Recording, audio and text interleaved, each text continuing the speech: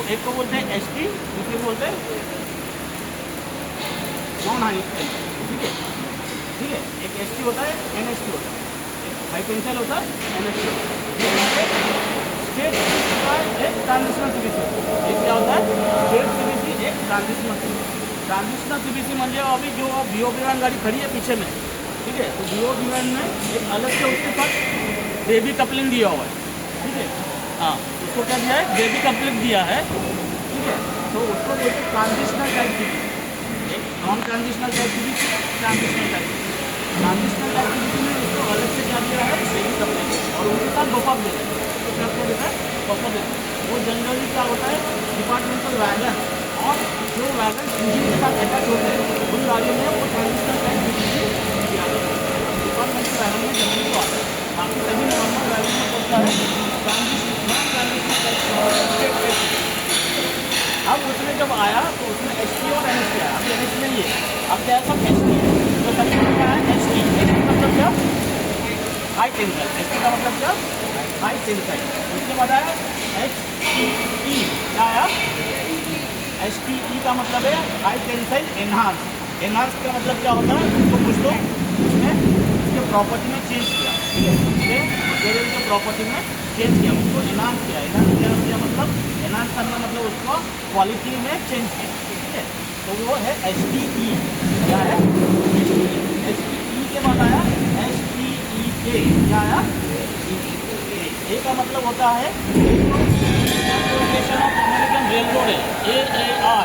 उसके स्टैंडर्ड के हिसाब से इसका मटेरियल कंपोजिशन बनाया।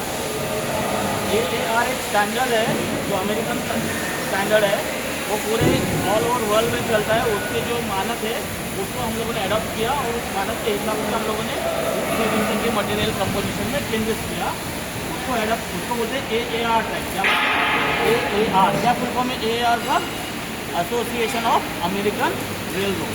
एसोसिएशन ऑफ अमेरिकन रेलरोड के स्टैंडर्ड के हिसाब से STEA का सीबीसी तैयार है। ठीक है, STEA के सीबीसी के बाद अब हमारे पास आया UHTE। UHTE का मतलब है, U का उसका मतलब है अपग्रेडेड। वो क्या है? अपग्रेडेड। उसमें और अच्छी तरह से हम लोगों ने चेंज किया, तो उसको बोलते हैं अपग्रेडेड। अब जितने भी आपको नए वैगन दिखेंगे या जो ऑक्टेनेचल या BCNHL वैगन थे और कोई नए वैगन थे, तो उसमें हमारे पास कभी अभी क्या दिखेंगे? UHTE। कौन से दिखेंगे? UHTE के सीबीसी। U का मतलब क्या है? अपग्रेड है। ठीक है, H का मतलब क्या है? हाई। T का मतलब टेंसाइल। E का मतलब एनहांस। ठीक है, upgraded high tensile enhance CBC. अभी कौन से सीबीसी है? UHTE वाले। यहाँ से क्लियर हो गया? समझ में आया? अभी ये जो इसका जो कोडिंग है, मतलब सीबीसी और ड्राफ्ट गियर था, तो हमेशा इसके एंड पैनल पे लिखा जाना चाहिए। दो टाइप का कपलर बॉडी है और जिस टाइप का ड्राफ्ट गियर है उसका जो कोडिंग है उसमें कोड दिया गया है। वो कोडिंग दोनों इन पैनल पे, एक तो राइट हैंड साइड पे, इन पैनल के राइट हैंड साइड पे, इस तरफ भी और उस तरफ भी, तो दोनों एंड पे होना चाहिए। अब ये जो लिखा है U, ये जो लिखा है U और ये जो लिखा है R, ठीक है, तो ये पहला जो लेटर है वो डिनोट करता है कौन से टाइप का कपलर बॉडी है, कौन सा कपलर है। ये पहला लेटर क्या डिनोट करता है? कपलर बॉडी को। और जो दूसरा लेटर क्या डिनोट करता है? ये कौन से टाइप का ड्राफ्ट गियर है, कौन से टाइप का ड्राफ्ट गियर है। अभी ये U का मतलब मैंने क्या बताया अभी? UHTE। कौन से टाइप का कपलर है? UHTE। ये जो R है, ये क्या बताया मैंने? दूसरा लेटर क्या डिनोट करता है? Type of draft gear. ये जो ड्राफ्ट गियर है R का जो मीनिंग है वो RS-361 का ड्राफ्ट गियर है। वो क्या है?